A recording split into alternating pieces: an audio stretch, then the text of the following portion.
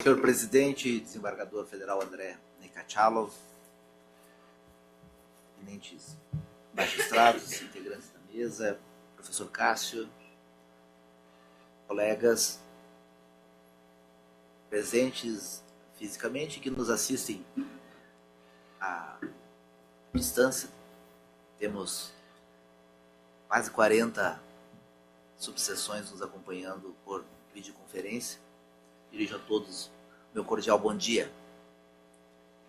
E pronto, faço um esclarecimento. Nosso professor hoje é o professor Cássio Scarpinella Bueno.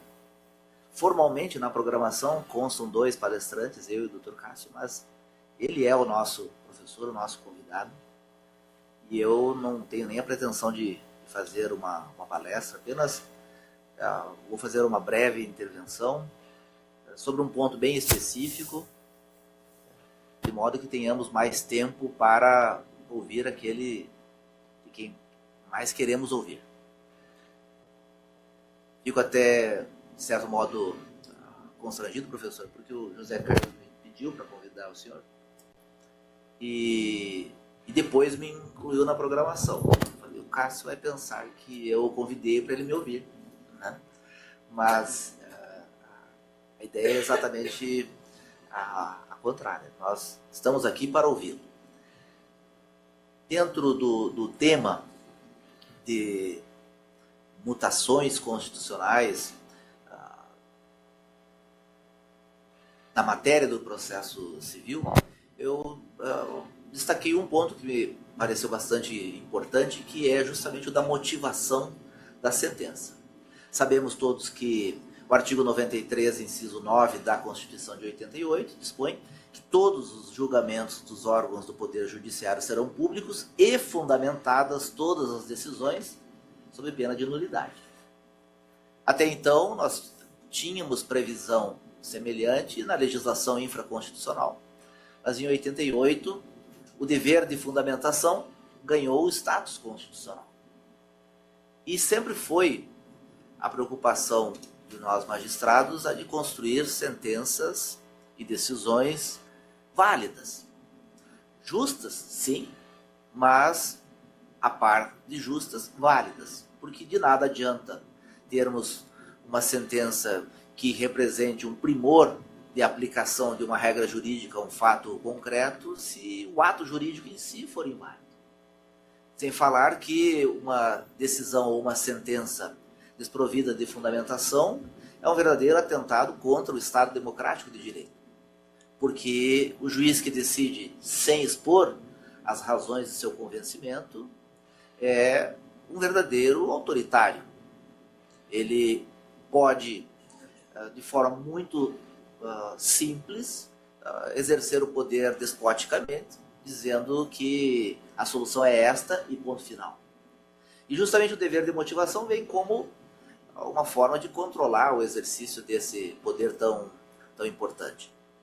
Mas a cláusula constitucional nos impõe esse dever de fundamentação e não esmiuça a fundamentação.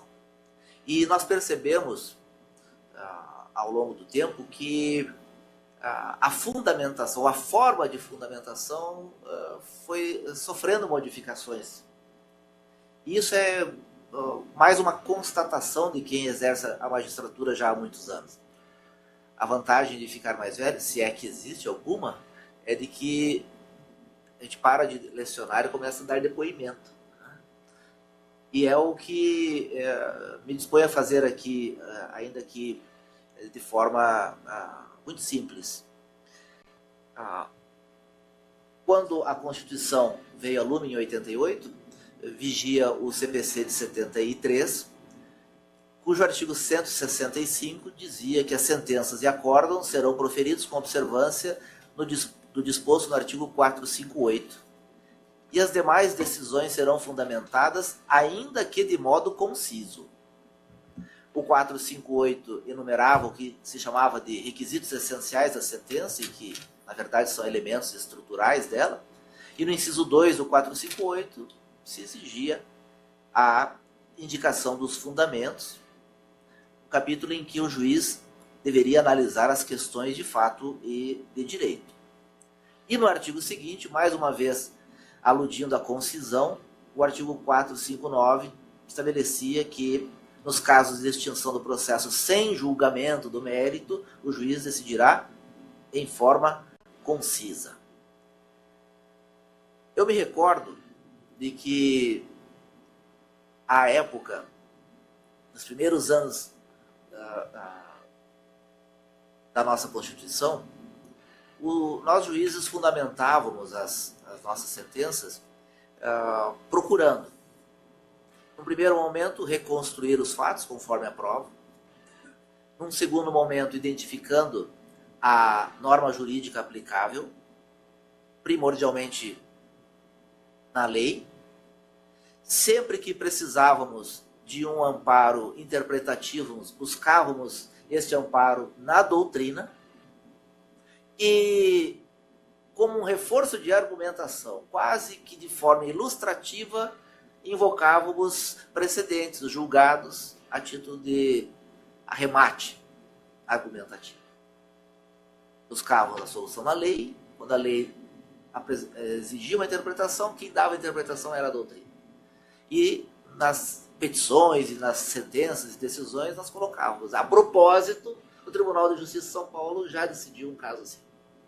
E enumerávamos lá 2, 3 emendas, mas para dar um arremate. Isso mudou radicalmente em 1998, numa das reformas, porque passou o CPC. A Lei 9756 de 98, que alterou o sistema recursal, alterou diversos dispositivos do sistema recursal, dentre eles passou a dispor, no artigo 557, que o relator poderia decidir monocraticamente, sempre que a decisão recorrida estivesse em confronto com súmula ou com jurisprudência dominante do respectivo tribunal, do Supremo ou do Tribunal Superior. Essa possibilidade revolucionou a forma de atuar dos tribunais em geral. Até então eram raras as decisões monocráticas, e de 98 para cá elas passaram a ser até a maioria das nossas decisões. E ali surgiu um convite ao recortar colar. Porque se sobrelevou a importância da jurisprudência, antes nós exigíamos que, mesmo quando se indicasse um precedente, se buscasse não apenas o enunciado da ementa, mas o fundamento que levou àquele enunciado, e na súmula não era diferente. E a partir de 98 nós passamos a decidir mais ou menos assim: o seu direito é esse, porque em casos semelhantes nós temos julgado assim. Mas por que tem julgado assim? Não importa. Nós temos julgado assim e vai ser assim para todos. Privilegiaremos a segurança jurídica, a igualdade, e você vai buscar aí as razões do seu convencimento. Aquilo que antes fazíamos, que era de tentar convencer não só o vencedor, mas também o vencido do acerto da nossa decisão, parece que perdeu sentido, porque na ideia de acelerar os julgamentos e de padronizar e de contar até de forma melhor, mais eficiente, com a ajuda de nossos assessores, nós passamos a decidir recortando e colando emendas. E isso foi muito ruim, porque deu ensejo ao incremento de um fenômeno que já havia, mas era mais discreto, que era o da falsa ou aparente motivação. Quando assumi na Justiça Federal, egresso da Justiça Estadual, ainda me familiarizando com os temas, eu pedi para o oficial de gabinete: escuta, você não tem aí uns modelos de decisões liminares em mandado de segurança, porque não tenho familiaridade com isso. O juiz que estava aqui foi para o tribunal por merecimento, deve ter deixado boas decisões aqui. E ele me disse prontamente, falou assim: 1 minuto eu lhe trago. Me trouxe 2 folhas de papel. Essa aqui é para deferir e essa aqui é para indeferir. Aí dizia o primeiro modelo, né? Trata-se de mandado de segurança impetrado contra ato de autoridade. Atribui-se à autoridade a prática de ato abusivo ou ilegal. A prova documental conforta as alegações de fato e, à primeira vista, como convém num juízo perfunctório, os requisitos para liminar devem ser deferidos, porque afinal, a par do direito amparar a pretensão dessa análise perfunctória, temos um risco evidente de que, se proferida somente afinal essa sentença, ela será ineficaz. Então, ante o exposto, eu defiro. E a outra era mais ou menos dizendo o contrário, que ausente um ou dois desses requisitos, ele indeferia. E isso é um convite ao autoritarismo, porque o juiz praticamente escolhe como decidir, livremente, e dá uma aparência de fundamentação, e engana todo mundo, e na verdade ele faz o que quer. E com a permissão dada em 98, isso ficou mais escancarado. Isso gerou uma resistência. Isso ficou mais aparente e houve sim uma reclamação política, uma reclamação social, a ponto de, poucos anos depois, em 2004, quando do advento da emenda 45, nós tivemos que aceitar a criação do CNJ. E na época o professor Barbosa Moreira, chegou a dizer que, se nós, juízes, fundamentássemos adequadamente as nossas decisões, ninguém cogitaria de controle externo de CNJ. E, curiosamente, a emenda 45 criou o CNJ, mas, ao mesmo tempo, um sistema de vinculação. Inaugurou não, porque a Constituição de 88 já tinha o efeito vinculante na ação direta de constitucionalidade. Mas, por meio da súmula vinculante, acrescentou ao rol desses instrumentos de verticalização da jurisprudência e aumentando os poderes dos tribunais superiores, especialmente do Supremo, e num papel um pouco diferente do STJ, e diminuindo o poder dos tribunais de apelação. Isso ficou muito evidente e é a nossa realidade hoje. Quando, na terceira edição do nosso CPC interpretado, não sei se você vai lembrar, Cássio, a Atlas pediu que nós eliminássemos, a editora Atlas pediu que nós eliminássemos referências à jurisprudência dos tribunais de justiça e regionais federais. Estava ficando muito grande o volume e disseram, olha, a jurisprudência que interessa não é a de vocês, é a do STJ e do Supremo. E, de fato, o nosso papel de fazer jurisprudência restou bastante minorado, e isso só avançou com a criação de outros instrumentos no próprio CPC, 543C, 544, aumentando sempre e cada vez mais a importância da jurisprudência formada pelos tribunais superiores. Mas isso, por si só, não nos tirou, ou não tirou da sociedade, ou da advocacia, primordialmente, a sensação de que nós não fundamentamos ou não fundamentávamos bem as nossas decisões, a ponto de termos um roteiro de fundamentação hoje no CPC de 2015, no 489, cujo parágrafo 1º diz que não se considera fundamentada qualquer decisão judicial, seja ela interlocutória, sentença ou acórdão, que se limitar à indicação, à reprodução ou à paráfrase de ato normativo, sem explicar sua relação com a causa ou questão decidida, é a falsa ou aparente fundamentação, invocam uma norma e aplicam essa norma sem mostrar a adequação ao caso concreto. Abro um parêntese aqui para dizer que muito me chamou a atenção quando vim para a Justiça Federal, a prática muito comum. Na Justiça Estadual a gente é mais do varejo, e aqui nós julgamos mais no atacado. No varejo você analisa as circunstâncias do caso concreto, a prova, e aqui eu me surpreendi com a prática nas demandas repetitivas de se proferir sentenças praticamente em tese. A primeira matéria que eu sentenciei na Justiça Federal foram as ações de repetição de indébito do empréstimo compulsório que recaía sobre veículos e combustíveis. E no primeiro mês eu fiz 9 sentenças. E os meus colegas, e não tinha a experiência que eu tinha, eu era juiz estadual antes, sentenciaram 40, 50, eu disse, pronto, desaprendi, o que está acontecendo? E aí eu vi que, na verdade, a boa parte dos meus colegas só julgava a tese, não julgava o fato. Reproduzia a tese, dizia que o empréstimo compulsório era inconstitucional, julgava procedente a demanda, mas não fazia qualquer referência à documentação, jogando-se ou postergando-se isso para a fase de liquidação. E não raras vezes, no futuro, a liquidação deu zero.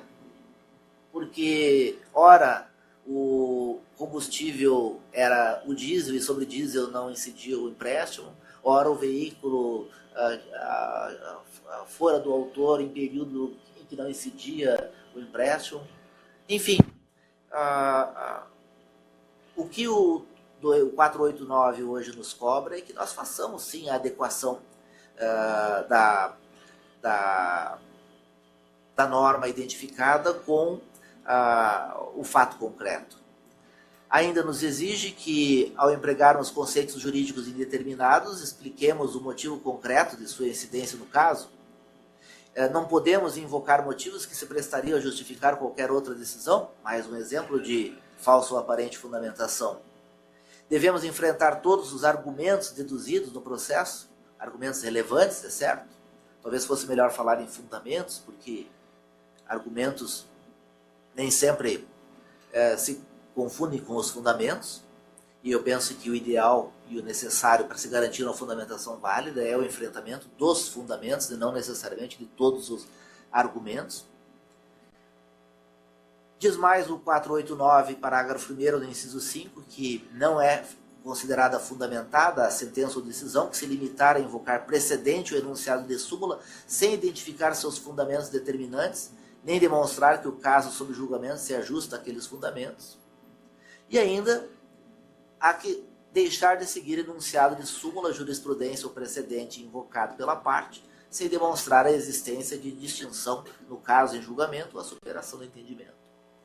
O parágrafo 2º continua a dizer que, no caso de colisão entre normas, o juiz deve justificar o objeto e os critérios gerais da ponderação efetuada, enunciando as razões que autorizam a interferência na norma afastada e as premissas fáticas que fundamentam a conclusão. Olha que interessante. Quantas e quantas vezes eu vi sentenças em que o juiz diz: há duas correntes e eu adoto a corrente B. Eu que, quando fui investido da jurisdição, recebi uma injeçãozinha mágica que me tornou sábio, e agora eu identifico por meu talante qual é a corrente preferida, eu tenho essa liberdade de escolha.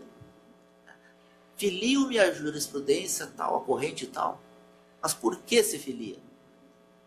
Qual é o argumento que o leva a afastar a corrente A e a acolher a B? Parece que é isso que nos cobra o parágrafo 2º. E o terceiro, que mais trata de interpretação, a dizer que a decisão judicial deve ser interpretada a partir da conjugação de todos os seus elementos e em conformidade com o princípio da boa-fé. Essa interpretação a partir da conjugação de todos os seus elementos eu queria muito que constasse no CPP, porque militei 10 anos na segunda turma em matéria criminal. Eu vejo que os tribunais superiores interpretam as sentenças e os acórdãos aos fragmentos. Às vezes fazemos uma construção toda na fundamentação, mostrando os horrores, os requintes de crueldade da prática de um crime, e depois temos que repetir tudo isso na dosimetria, porque senão o STJ e o Supremo dizem que nós não fundamentamos e reduzem a pena para o mínimo. Não leem a sentença como um todo.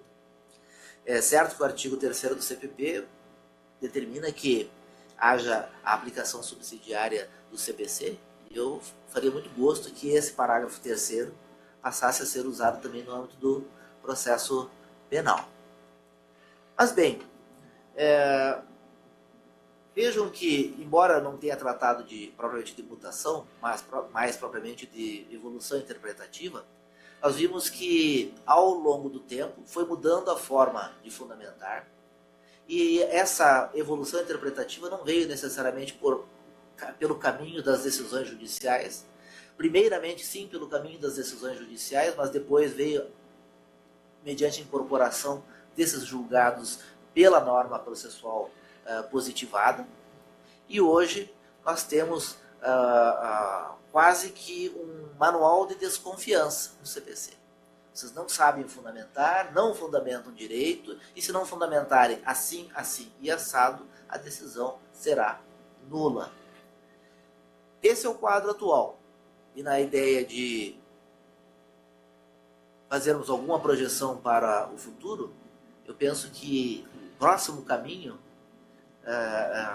na evolução interpretativa do dever de fundamentação, da identificação do seu conteúdo, tenha surgido recentemente com o advento dos acréscimos feitos à lei de introdução às normas do direito brasileiro. Sei que esse é um tema que será enfrentado pelo professor Cássio, e antes de encerrar eu só quero fazer uma observação, até como uma provocação, até porque sei que ele é um fã número 1, incondicional, admirador da figura da suspensão de segurança, né? A popular SS, eu lembro de uma palestra sua, né? Pode ser bom com essa sigla, né? Mas o que pode ser bom com essa sigla? Mas o que eu ponderaria, professor, é o seguinte: a LINDB determina que hoje nós, juízes, decidamos com atenção para as repercussões práticas da nossa decisão. Que não devemos decidir em abstrato, como muitas vezes até o Supremo Tribunal Federal faz, né? Depois de toda a jurisprudência se alinhar num sentido, numa tarde de quarta-feira o Supremo decide exatamente em sentido contrário, sem mirar para tudo aquilo que já foi feito, decidindo abstratamente, academicamente, como se tivesse decidido originariamente uma tese. Esse recado vem por meio dos artigos 20 e seguintes da Lei de Introdução às Normas do Direito Brasileiro, e hoje nós devemos atentar para as repercussões práticas das nossas decisões. Se é assim, talvez nós possamos, ao apreciarmos em primeira instância um pedido de liminar, nós possamos indeferir essa liminar a conta de que a sua execução possa produzir grave dano à ordem pública, à ordem econômica, à saúde. Tudo aquilo que hoje é reservado para análise, entre aspas, política do presidente do tribunal por meio da figura da suspensão da liminar ou da segurança, acredito que a LINDB tenha nos permitido fazer já em primeiro grau. E com isso abrindo a via própria para a impugnação, que seria o agravo, a via recursal. Talvez haja, e eu torço para que haja, um esvaziamento da utilidade da suspensão da execução da medida liminar. Torço por isso, porque, de fato, é até estranho que o juiz deva, em primeiro grau, decidir sobre certa pretensão liminar com base em argumentos estritamente jurídicos, e o tribunal, por seu presidente, possa suspender a execução a conta de um argumento de ordem política. Então, se agora nós podemos e devemos decidir atentando para as repercussões práticas da nossa decisão, quem sabe haja, como eu disse, um esvaziamento da utilidade da figura da suspensão de segurança. Há outros aspectos pertinentes à fundamentação da decisão na LINDB, mas isso eu deixo a cargo do nosso professor Cássio, a quem cumprimento novamente e agradeço pela presença agora em caráter pessoal, já que fui eu que lhe formulei o convite. Passei um pouco do tempo que previa, mas me desculpo por isso, mas encerro por aqui agradecendo mais uma vez pela oportunidade. É um prazer muito grande estar aqui mais uma vez na IMAG, TRF3. Uma honra estar sob a presidência de mesa do desembargador federal Andrei Nekachalov. Muito obrigado, desembargador, inclusive pelas gentis palavras. Cumprimento o juiz federal José Carlos Francisco pela coordenação do curso, especialmente, se me permitem, o desembargador federal Nelton dos Santos pelo convite concreto, né? A gente até comentava, seria a autoridade coatora, né? Aquele que pratica efetivamente o ato. Enfim, e cumprimento Vossa Excelência também pela excelente e magnífica palestra. Eu, enfim, tenho o privilégio de desfrutar desse convívio acadêmico com o professor Nelton há muito tempo, né? Inclusive no interior de São Paulo, inclusive aqui neste prédio, antes mesmo da IMAG. Então isso para mim é muito bom e realmente é um privilégio ter tido essa oportunidade de ouvir as considerações de Vossa Excelência sobre temas tão importantes e que dialogam com aquilo que eu reservei também. Cumprimento aqui, enfim, todos os outros magistrados da mesa, todos os magistrados presentes, enfim, todos os interessados nesse curso, nessa iniciativa importante da IMAG, né, a propósito dos 30 anos da Constituição Federal, né? Aliás, no momento atual, né, coincidentemente, né, 30 anos depois, estarmos, enfim, em ano eleitoral, tá, tudo isso é uma bela coincidência, mas é aquela história, o constitucionalista, nós, né, juízes, advogados, enfim, acadêmicos, temos que ter bem presente, né, nós temos que lidar com os problemas dentro da normalidade institucional, né? Que bom que para disputar o eleitorado no segundo turno, né, os candidatos que aí estão já retiraram, né, esta ideia. Não vamos mudar tudo, mas aí fica fácil, né? Pelo menos trabalhar dentro da normalidade é algo que já anima um pouco a continuação de tudo, com os problemas da normalidade. Esses problemas não são problemas, são direitos. Direitos garantidos, assegurados solenemente pela Constituição, né? Aliás, vendo um pouco daquele... Eu não gosto daquilo, mas, enfim, o Brasil que eu quero, né? A ignorância do brasileiro é tão grande. Ignorância é uma palavra técnica bonita, é burguesa, mas é correta. O que as pessoas querem já está garantido. Ninguém fala nada de diferente dos 6 primeiros artigos da Constituição. O que falta é colocar em prática. E se não tem dinheiro para isso, a gente sabe onde cortar. Não é no direito do coitado do aposentado, por exemplo, né? Entre outras coisas. Mas fica aí, enfim, só para dizer como é importante isso. E esse diálogo com a interpretação judicial é tudo, né? Hoje o processualista, ele tem que se voltar mais do que nunca, felizmente, digo eu, ao direito constitucional, né? E diria isso, olhando um pouco para trás, então, e aqui seguindo a proposta do professor Nelton, só não vou falar tanto da LINDB assim, não, hein? Eu até falo um pouquinho, mas não tanto assim, porque a LINDB, para mim, é uma coisa estranha, esse artigo 20 e 30, naquelas leis cerebrinas que funcionam bem na cabeça de 3 privilegiados, que são os que baixaram ou motivaram essa lei. São pessoas tão geniais quantas distanciadas da realidade prática. São oraculares até mesmo, mas o juiz, o advogado, o procurador da República não é tão oracular assim. Enfim, trago com a devida vênia algumas considerações, mas ela é mais, gosto de vê-la mais como algo positivo do que negativo. O próprio 489, eu gosto de vê-lo algo mais positivo do que negativo. Só que não é só o juiz, né? A gente só estuda a motivação de juiz, e a motivação da minha petição inicial, da minha contestação, isso é importante, é um diálogo o tempo todo, inclusive, na minha opinião, para bem aplicar a LINDB, né? Esses artigos 20 a 30 postos pela lei 13.655, 2018. Mesmo quando muda o Código de Processo, muda o que afeta o Código de Processo. Mas, enfim...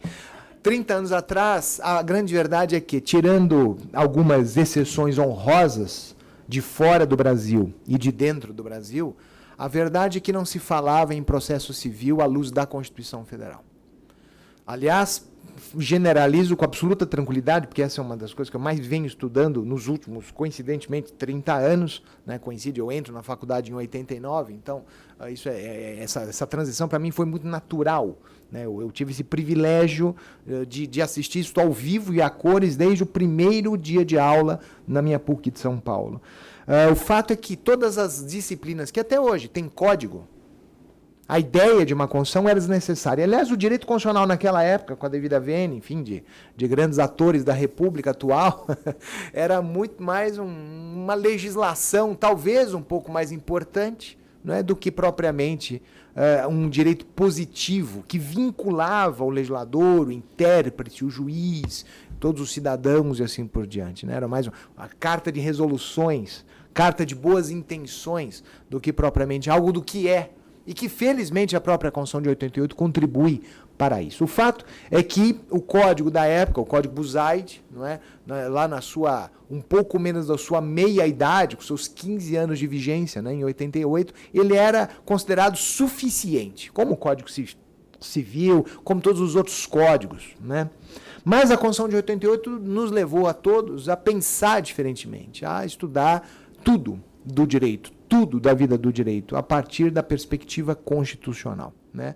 Tanto que até o professor Nelton, que é processualista de mão cheia, e os colegas que se interessam muito pelo processo vão saber disso, as primeiras revistas de processo, as famosas, importantes revistas de processo, que esgotaram e que nunca mais foram reeditadas, por N razões, não há segunda edição, foram as revistas de 88 a 90. Justamente a que veicularam importantíssimas contribuições acadêmicas, mesmo julgados, tal, que dialogavam entre processo e Constituição, processo e Constituição. Então, sem dúvida alguma, há aí um marco histórico, político, jurídico, de um estudo do direito processual civil, não só, mas, lógico, falando do processo civil, que é o que nos cabe aqui nessa primeira parte dos trabalhos da manhã, a partir da Constituição Federal. Particularmente, eu me apaixonei pelo tema e em tudo que eu produzi, literalmente, do meu mestrado até agora, é parte dessa premissa, que eu, enfim, acabei desenvolvendo, acabei trazendo para cá, motivadamente, o modelo constitucional do direito processual. Aliás, a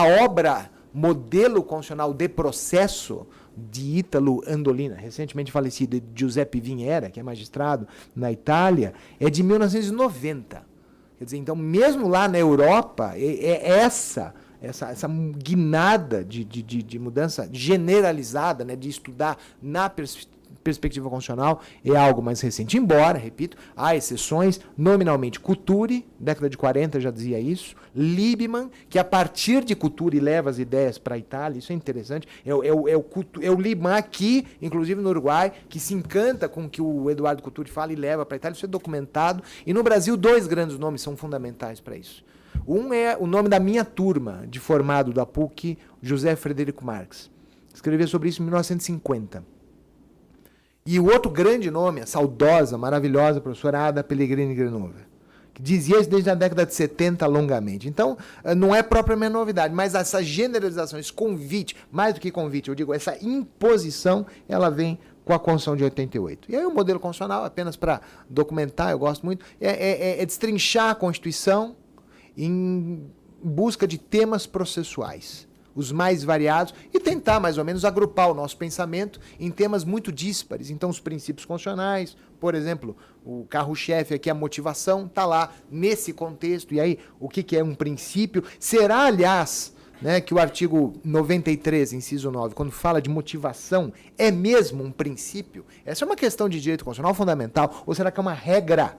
Porque é a Constituição que comina de nulidade a decisão não fundamentada e a decisão não pública, né? Não é uma opção legal propriamente. É uma opção, antes de tudo, mais do que uma opção, uma diretriz, né, feita constitucionalmente. Então, talvez seja até como dizer, olha, este aqui não é um princípio, como a cláusula de reserva de plenário. Né? O ministro Celso de Mello, do alto da sua inteligência, ele evita falar em princípio, ele fala em cláusula justamente para não se comprometer com o arcabouço jurídico por trás. É cláusula, mas é uma regra. Os tribunais devem decidir a inconstitucionalidade no seu plenário, ou o plenário deve delegar isto a um órgão especial. É simples, é uma regra, não é propriamente um princípio, porque é nulo. Se fizer fora dali, é nulo. Né? Isso quem diz não somos nós, é a própria súmula vinculante, número 10 do Supremo. Né? Enfim, organização judiciária, um tema difícil.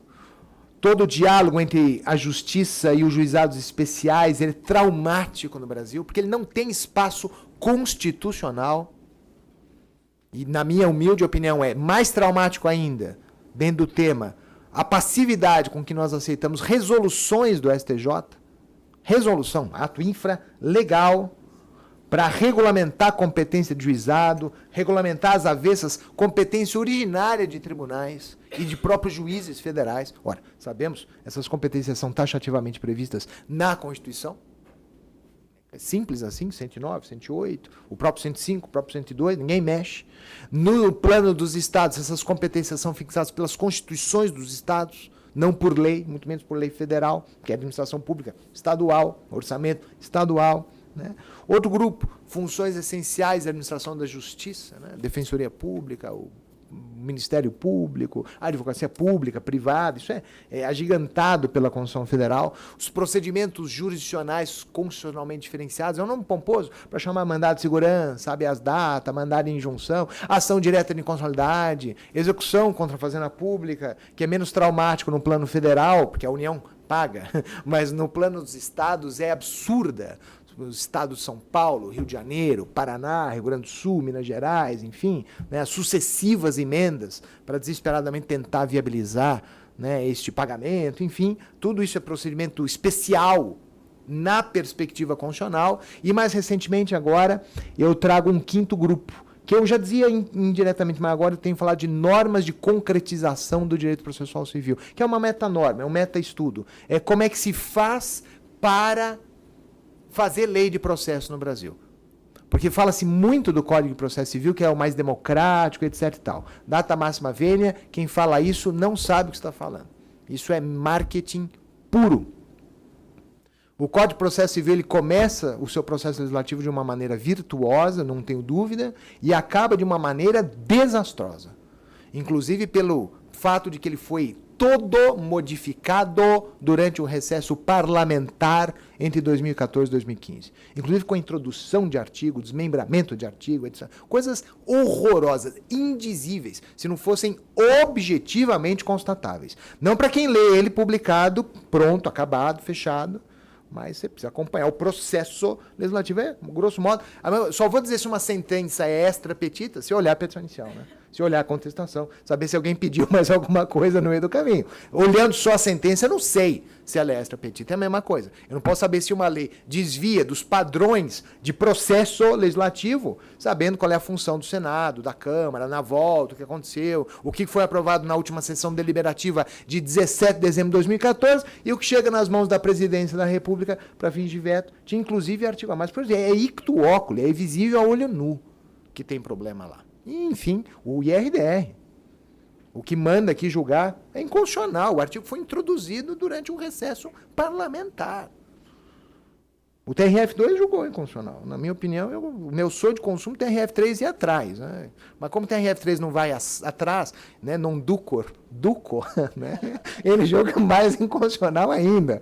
Data máxima vênia. Enfim, a gente chega lá. Enfim, é o que eu digo, temos lá. E o fato é que isso tudo nos convidava a ressistematizar o código numa perspectiva constitucional. Os temas fundamentais, tal. Quer dizer, data vênia, ficar insistindo que processo em relação jurídica. Né? Isso está muito certo em 1856, mas está muito errado insistir hoje. Ver processo fora do judiciário, processo administrativo, processo legislativo, enfim, são coisas do tipo. Bom, presente, vem o código. Mais do que falar que devemos estudar, o código, isso é paradoxal, mas o artigo 1º do código, ele é tão interessante quanto inútil. Mas somos brasileiros e temos as leis que merecemos. O artigo 1º do Código, ele fala, olha, temos que ler, interpretar e aplicar o Código na perspectiva da Constituição. Sim, não diga, é sério. Quer dizer, haveria outra opção? Eu poderia não fazer isto? Enfim, por via das dúvidas, artigo 1º. Se me permitem, o dia que vier uma resolução do CNJ dizendo isso, aí a coisa pega, aí vai. Entende? Porque aí... vai ter a lista dos maus juízes que não aplicam a Constituição de acordo com a resolução. E veja, data vênia, é tudo inútil. O artigo 1º podia dizer o contrário, sabemos todos que não daria absolutamente nenhuma diferença. O juiz vai ter que aplicar a Constituição. Vai ter que, inclusive, do ponto de vista material, contrastar a opção do legislador material. Tira lá um direito do aposentado, é constitucional ou não é? Viola direito adquirido ou não? É isso que o juiz faz todo dia. Todo dia.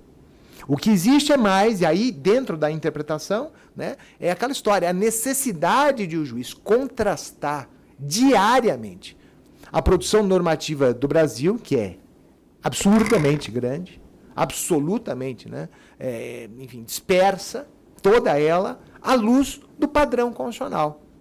Inclusive, isso se aplica ao processo, mas se aplica para uma regra de direito civil, direito comercial, direito tributário, direito previdenciário, à luz do como se pode fazer essa lei.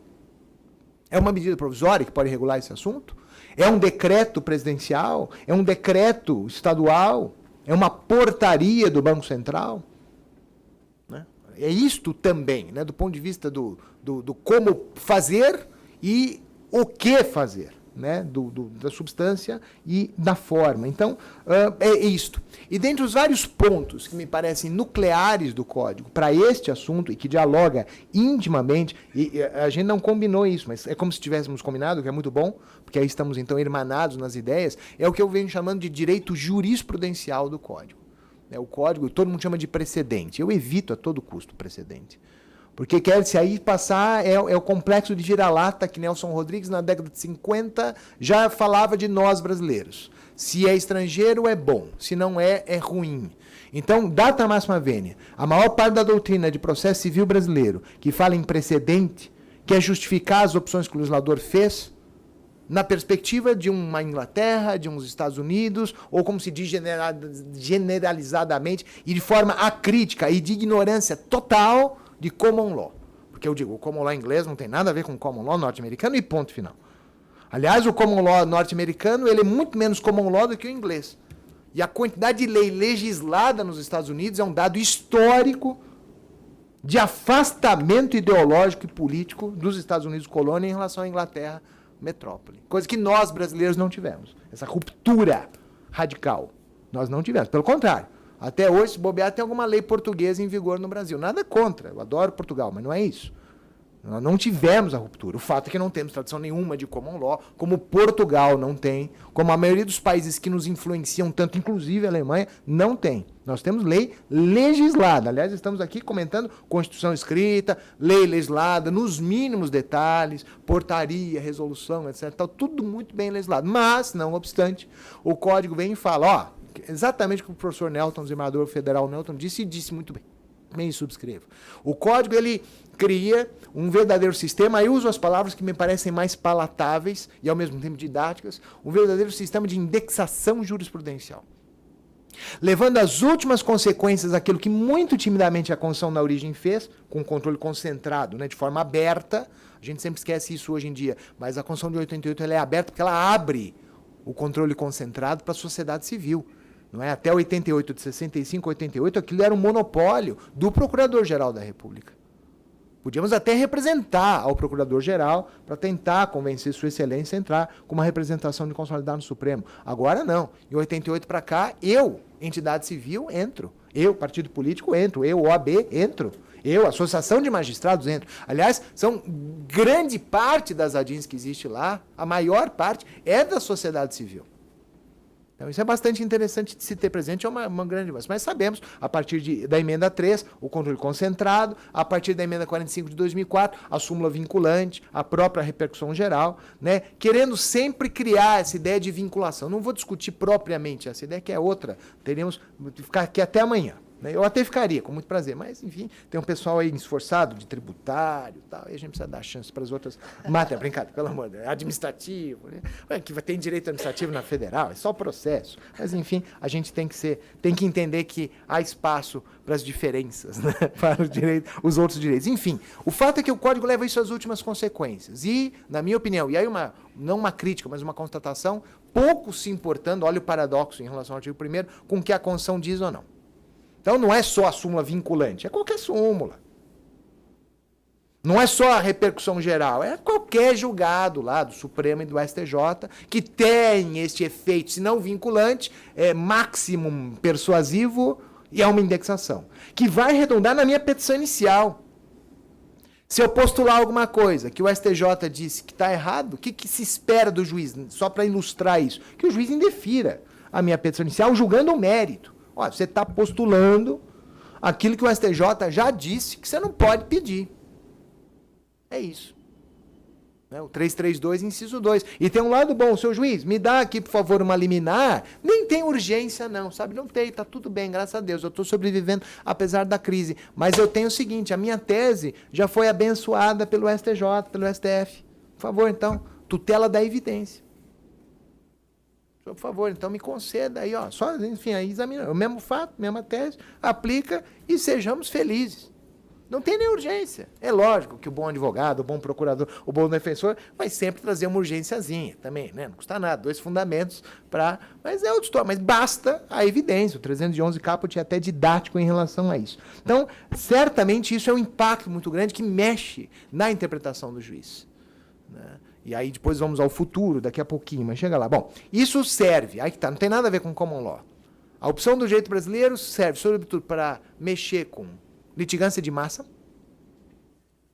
É por isso que o Dr. Nelton desse relato, que é além dentro da palestra há o relato, isso é verdade, não é, o contrário não é verdade, mas isso é verdade, isso é importante, a experiência de vida de um grande magistrado, como é o Dr. Nelton, é importante. Mas é a lógica, né? Aqui tem muito mais litigância de massa do que na estadual. Por mais litigância de massa que tem na estadual. Porque aqui é a União Federal. A União Federal é o maior litigante do país. Isso não é nem bom nem ruim, é um fato. Aliás, quando a gente pega as listas do CNJ, Justiça em Números, a gente vê isso com muita clareza. Quem são os grandes litigantes? E dentre os grandes litigantes, mesmo quando a gente abre para os privados, né, existem de 5 a 6 a 7 pessoas de direito público. Por causa das teses. A União Federal é o maior empregador do país, é o maior litigante do país. É um fato. Não é nem bom, não é um discurso político, é um discurso fático, etc. Então, o direito jurisprudencial veio muito para ligar com isso. Essa é a grande verdade. E não era uma resposta adequada naquele momento do Código. Eu sou testemunho da Comissão de Revisão do Código no Senado Federal, no primeiro Senado, graças a Deus, e acho que desempenhei bem minha função, com os meus 3 pares, etc. Tal. Mas isso era, a solução disso chama-se ação coletiva. Mas no Brasil, são os paradoxos, a ação coletiva em matéria tributária é vedada por medida provisória. E ninguém faz nada. Eu digo, fazer nada o que significa dizer, isso é inconstitucional. A medida provisória não pode legislar o seu processo. Ah, mas podia. Não, não podia não, já não podia. A boa doutrina já dizia que não podia. A emenda 32 é que é um golpe de Estado institucionalizado. Isso precisa ser dito, porque é documentado. Ah, mas ela convalida. Não convalida. Você não convalida vício. Não convalida inexistência. Não convalida aquilo que a Constituição exigia. Processo legislativo. Não houve processo. Da noite para o dia, vem uma reedição, a 32ª, de uma medida provisória, dizendo, olha, agora não pode mais. Ação coletiva para FGTS, para tributo, isso uma. Por que não? Por quê? Por que não? Né? Por que não? Porque eu não quero. A exposição de motivos é totalmente data vênia, não obstante a inteligência de seus subscritores, mas é absolutamente descompassada com aquilo que os tribunais diziam, sobretudo com o que a doutrina dizia da época. Mas é por isso. Deveria ser ação coletiva, mas virou o direito jurisprudencial. Só que isso entra em contradição com um grande problema, que de certa forma o Dr. Nelton falou e falou bem. Cada vez mais o direito de 30 anos para cá, inclusive o bom e velho Código Civil, ele mutou. Hoje, cada vez mais, nós temos conceitos vagos e indeterminados. Mesmo no direito civil. Basta dar o grande exemplo da função social do contrato, a introdução da cláusula da boa-fé lá no direito civil, e para nós hoje, no artigo 5º do Código, o que significa um contrato descumprir a sua função social? Isso é conceito vago, interpretar isso. Isso é uma cláusula geral, como interpretar isso? O lado bom dos desmandos, né, do período político que o Brasil inaugura a partir de 88. O TRF-3 é testemunha disso, a Justiça Federal é a maior testemunha disso. Filas e filas e filas de cidadãos que tinham acabado de empossar o seu presidente, o primeiro presidente civil eleito, após o Data Vênia, foi mais que um movimento, salvo engano meu, de 64, e o que Sua Excelência, o presidente Fernando Collor de Mello, fez com a propriedade privada no Brasil, o famoso bloqueio. Tem um lado positivo disso, é um despertar para a cidadania, mas é um novo papel do judiciário que ele não conhecia, aliás, mal podia desenvolver esse papel naquele mais que movimento a partir de 64, que era o controle efetivo, não só do ato administrativo, mas muito mais do que isso. Porque isso parece banal hoje, mas é importante recuperar os 30 anos para cá da política pública. Porque, certo ou errado, o bloqueio de cruzados era uma política econômica sendo implementada. Um desastre. Mas é muito fácil falar isso na perspectiva histórica. Porque eles foram eleitos como messias. Se eles não tivessem tirado o dinheiro deles das contas, ajudava na credibilidade do plano, não é? Mas isso só veio a posteriori. E o tribunal da nossa região, o nosso TRF-3, foi o primeiro a dizer que aquilo era inconstitucional. corajosamente, permito-me dizer. Ainda mais por causa da época. Foi um dos desembargadores que foi até o Márcio Moraes, né, o desembargador Márcio Moraes, ele fala isso no voto. Se isso aqui não fosse praticado por um presidente da República, estava discutindo em Câmara Criminal, em turma criminal. Isso é apossamento indevido. Mas como é um ato de presidente, medida provisória, tudo novo, nós temos que achar aqui uma qualificação jurídica. Então é um empréstimo compulsório, não é um fato, é ilícito, é inconstitucional. Desbloqueia. Né? E o problema se converte em perdas e danos, até hoje tem resquício de perdas e danos. Quanto que você vai me devolver? Correção, juros, aquela coisa. Né? Enfim, e mais, né? Então, nós temos isso é caso a caso. O doutor Nelton falou isso muito bem. Não é só uma tese, é o caso. Afinal, você tinha conta? Quando você tinha na conta? Você mostrou os extratos? Ou precisou exibição? Dá para presumir na exibição se o banco não atendeu? Né? São coisas aí do fato. A tese, digamos, até a parte mais simples da história. Então aí talvez um grande problema. Você tem um instrumento de massa, de fixar a tese para aplicar, mas você não consegue, não há como lidar com os fatos massificados. Né? Então esse é o grande desafio do Código. Né? Ele procura minimizar as possibilidades interpretativas de um direito principiológico, de um direito a partir da necessária interpretação de conceitos vagos, indeterminados, cláusulas gerais, que é uma tendência do direito, inclusive do próprio processual, suspensão de segurança, por exemplo, mais conceito vago que aquilo é difícil, mas a partir de uma fixação de tese, sem preocupação de fato. E data máxima vênia, até porque é uma impossibilidade material de você trancar o fato. O fato, ele existe. Ele existe do jeito que ele existe, ou pelo menos do jeito que aquele que apresenta uma petição inicial diz que ele existiu, e o juiz, tendo dúvidas, vai ter que produzir provas, etc. e tal. Vários reflexos disso. Um deles é na motivação. Né? O Dr. Nelton falou, e falou muito bem. O outro lado do 489 para a primeira é essa novidade da LINDB. Né? E isso que o Dr. Nelton falou e que eu subscrevo. Né? O problema não de todos, mas de alguns artigos da LINDB, sobretudo o 20 até o 26, introduzidos pela Lei 13.655 de 2018, é que ele exige do juiz uma ponderação concreta de valores. Como processualista, eu digo, mas de onde vem essa ponderação concreta? E aí, talvez, é o que eu digo, é o ônus do postulante. Não é só um ônus do juiz de motivar a decisão, levando em conta aquilo que, em tese, o administrador deveria ter levado em conta. Isso tem que ser concreto. Então, o procurador da República, o defensor público, o advogado, privado ou público, ao apresentar uma petição inicial, hoje, à luz da LINDB, ele tem que dizer, para acusar, para invalidar, que o administrador, que aquele que tinha que tomar a decisão, não tomou a melhor decisão por não levar em conta o que ele deveria ter levado. Que ele, por exemplo, deixa de observar o que o STJ já dizia, que o TRF já dizia, que o STF já dizia. Mesmo assim, ele assumiu o risco e tal. E ao contestar um defensor público, um advogado privado, e até circunstancialmente, por que não, algum membro da Procuradoria da República, ao tentar justificar o ato lá na sua contestação, que vai trazer esses elementos fáticos para justificar o comportamento. Não, mas veja, naquele momento a postura era essa, a diretriz era essa, o dólar era aquele. Não, mas veja, não houve superfaturamento. Olha, o contrato estava indexado, então o dólar subiu o contrato. É por isso que precisou fazer. Que é um dia a dia da improbidade administrativa, isso. É né, dos questionamentos de contrato administrativo. Esse é o viés data vênia da LINDB. Isso faz sentido para alguns casos, não para outros. Não para uma repetição de débito tributário. Não faz sentido nenhum aquilo. Mas faz sentido para estas opções, que eu repito, a Constituição de 88, ela conquista esse espaço. Isso é positivo para a cidadania brasileira. As pessoas que falam que tem processo de mais no Brasil devem bater a boca na mão, a mão na boca. Isso é uma bênção para o brasileiro. E é muito diferente do que você tem em outros lugares do Brasil. Porque nós realmente é a instituição mais confiável do Brasil. Isso quem diz é o próprio povo. Então é um momento muito singular. Então, mas como é que o juiz vai tirar isso? Eu tenho que dar, eu tenho que alimentar o juiz. Até porque se eu jogar isso dentro do código, a LINDB, a ferro e fogo no código, o código estaria autorizando, a LINDB estaria autorizando o juiz a proferir a chamada decisão surpresa. Se o juiz traz para sua motivação elementos que já não foram submetidos ao prévio contraditório, o juiz profere a famosa e inviável, na perspectiva constitucional, contraditória, ampla defesa, etc., a tal da decisão surpresa. Como se a gente não tivesse Constituição, o Código escreve isso no artigo 10, né? Os 11 primeiros artigos é The Best of Constitution, né?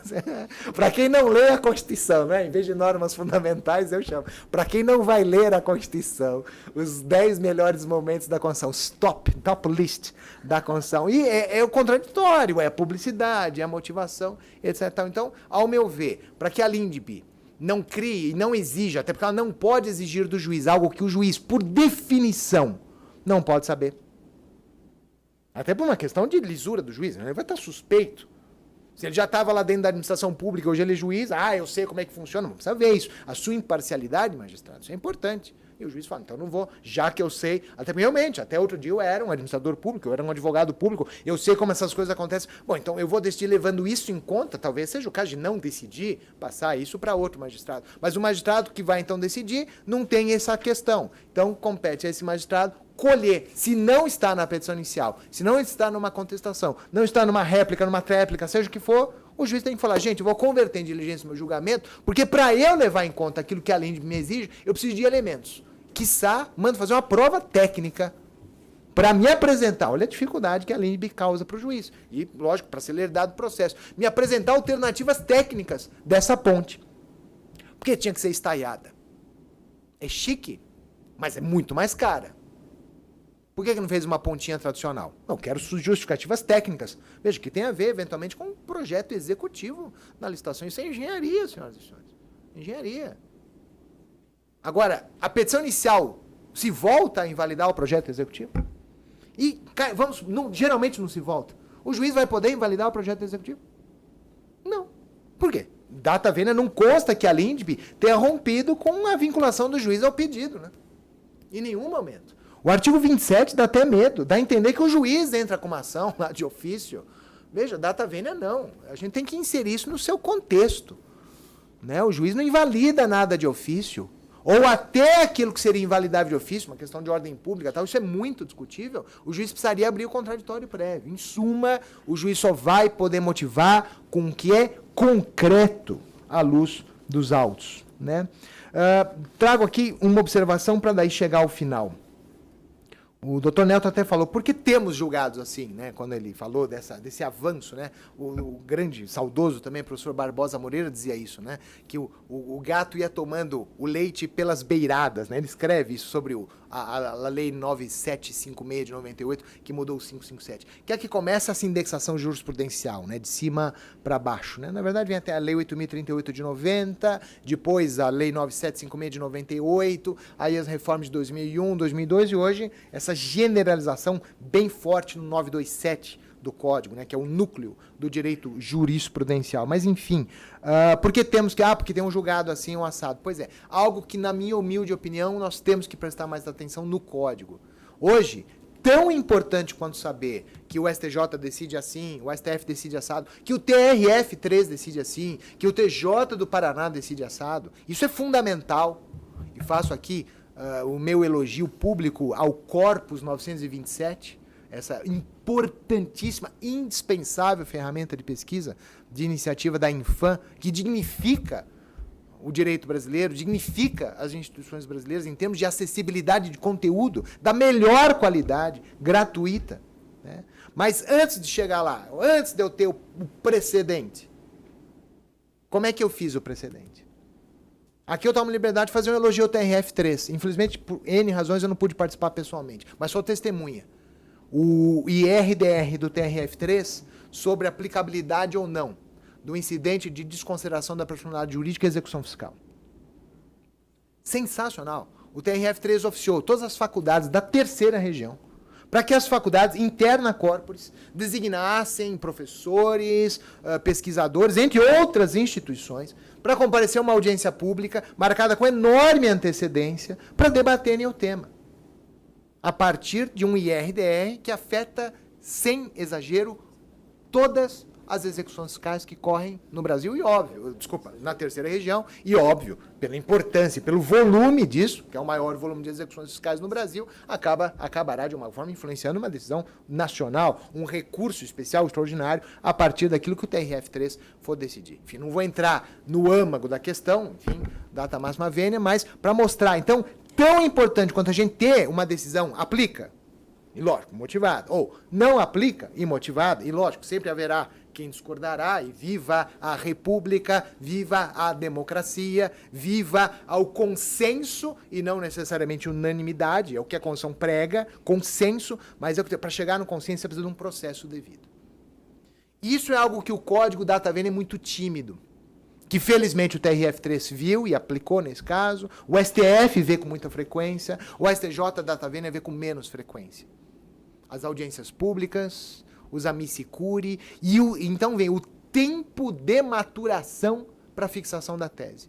E aí essas circunstâncias, que hoje, bem ou mal, são exigidas pelo 489, e hoje, de forma até, para certos temas muito enfáticas, pela LINDB, né, os artigos 20 a 30 da LINDB, vão aflorar, por definição, nesse caso. Ó, juiz, o senhor, por favor, ao fixar a tese, leve em conta que temos 4 milhões de processos onde se pleiteia isso quebra o país. Ora, esse é um dado econômico que eu não posso dizer que seja decisivo para o magistrado decidir pela inconstitucionalidade e pela constitucionalidade. Mas é um dado que tem que ser levado em conta pelo magistrado. Tem que ser levado em conta. Sobretudo quando o magistrado está fixando uma tese, sem olhar a peculiaridade do caso. Porque quem vai olhar a peculiaridade do fato é o juiz. Então tem que saber se isso já foi considerado ou não. Porque se não for, o juiz vai poder ponderar. No caso concreto, quem o diz não sou eu, é a própria LINDB, é o próprio 489, parágrafo 1º. Então, acho que isso é bastante importante de ser destacado. Então, seja o amicus curiae que entra, o amicus curiae que o juiz pede, seja audiência pública para exposições, enfim, temos aí essas várias possibilidades. Aqui um destaquezinho sobre fundamentação, que é o nosso tema nuclear. Quando o Código trata da fundamentação da decisão que julga o IRDR, 984, parágrafo 2º, ele diz: todos os fundamentos devem ser enfrentados pelo magistrado. Todos. Favoráveis ou desfavoráveis. A mesma regra estava lá no âmbito dos recursos extraordinários especiais repetitivos. Estava lá no 1038, parágrafo 3º. No entanto, uma lei que alterou muito o Código de Processo de 2015 durante a vacatio legis, a lei 13.256 de 2016, chamada por muitos de o Império Contra-Ataca.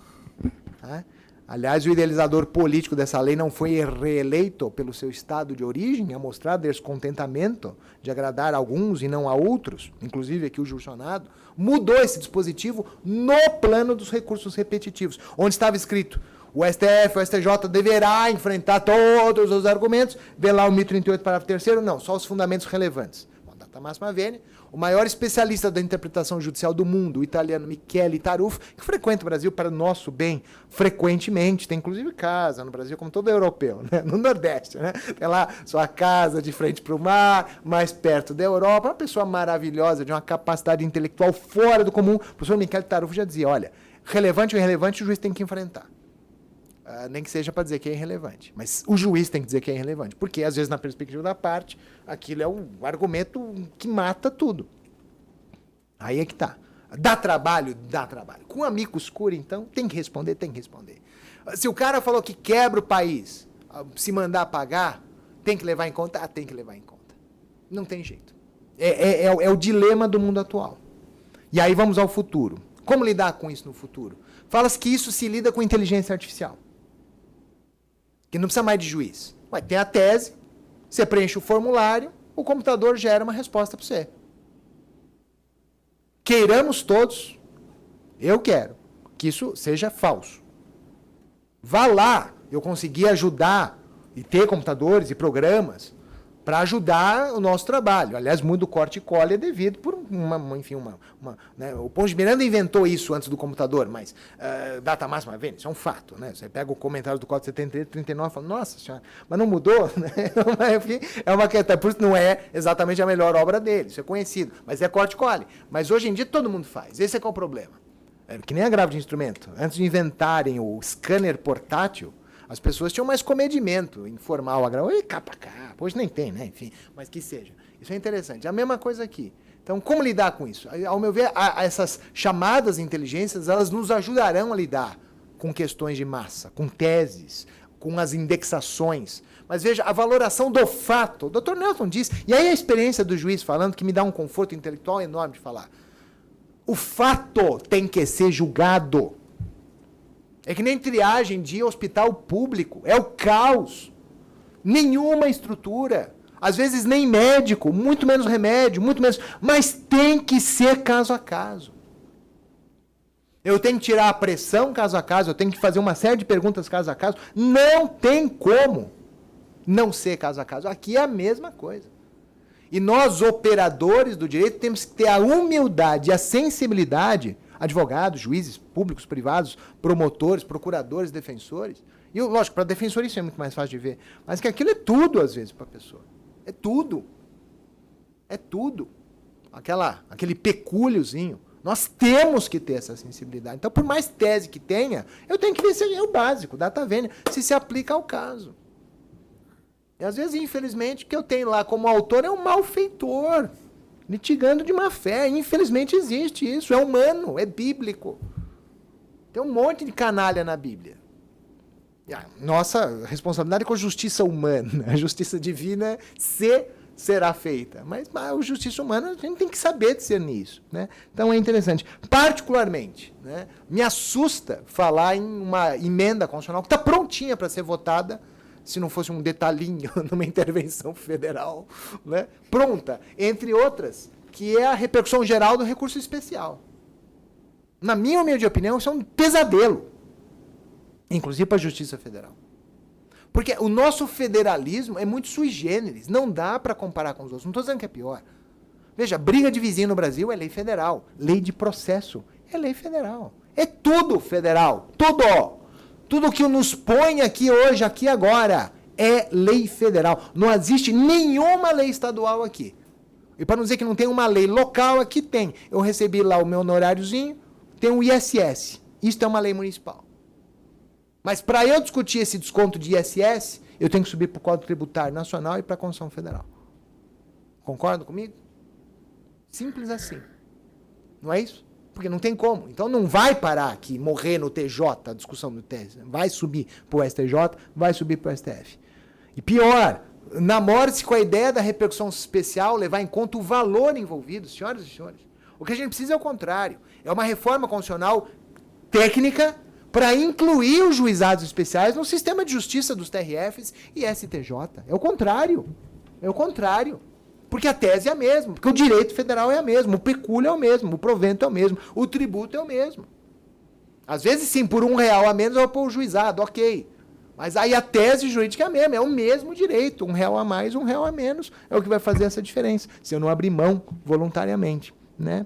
E, acho eu, o futuro, e aí sim o tratamento caso a caso, massificado, na minha humilde opinião, adequada, que é a ação coletiva. É recuperar o que o Brasil conseguiu desenvolver como nenhum outro país do mundo conseguiu desenvolver, por causa da Constituição de 88, né? O famoso acesso coletivo à justiça. É lutar contra essas vedações absurdas com a devida vênia, de ações coletivas tributárias, FGTS. Sem dúvida que a legislação atual merece reparos. E para dizer que é o que mais desagrada o réu de ação coletiva, a coisa julgada que só forma a favor data vênia do autor, evidentemente que não. Veja, eu como consumidor fui devidamente representado em juízo. A minha associação de classe perdeu. Isto faz coisa julgada para mim individualmente. Isso é importante que se diga. O MP entrou com uma ação para dizer que o tributo é indevido. O tribunal disse que o tributo é correto, a cobrança deve ser feita. Ora, ninguém duvida da boa representação, adequada e suficiente representação do MP. Acabou. Eu estou vinculado. O que não pode é tentar no coletivo, se ganhar, muito bem. Se não ganhar, 1 milhão de pessoas entra no dia seguinte com a sua ação individual. Esse é, data vênia, talvez um grande problema a litigar. Mas o que é a grande vantagem da ação coletiva em detrimento, data vênia, desse arcabouço de direito jurisprudencial? É permitir, e eu sou fã de juiz de primeiro grau e de segundo grau, porque são juízes dos fatos. São juízes que julgam o fato. Lógico, da primeira instância ainda mais. Se for o caso, faz o olho no olho, que aqui no tribunal vai ser um pouco mais difícil, embora não impossível. Né? Mas é aí que eu acredito que a justiça do futuro, muito longe de uma inteligência artificial, todos nós, inclusive os juízes, substituídos por robôs, né, que se limitam a mexer com teses.